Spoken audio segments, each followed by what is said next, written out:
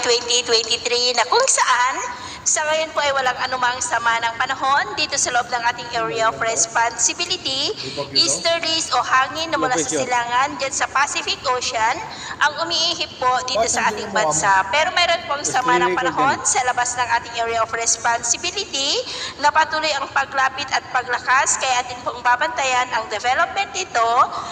at ito naman po ay pinapakita ng forecast model natin pong ginagamit hanggang po sa susunod na 2 linggo.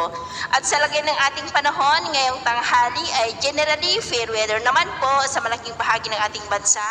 maliban lamang sa mga tsansa ng maulap na kalangitan with isolated light rains sa ilang bahagi ng Cagayan, Quezon, Eastern Samar, Capiz, Surigao del Norte at ilang bahagi ng Davao Region at Sorsogon. At sa susunod po ng mga oras, generally fair weather pa rin sa malaking bahagi po ng ating bansa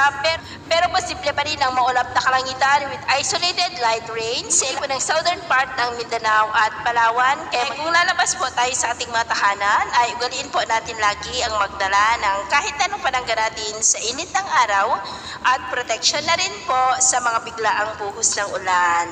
At sa atin naman pong mga baybayin, wala naman po tayong nakataas na namang gale warning signals, pero iba yung pag-ingat lamang po kung papalaot.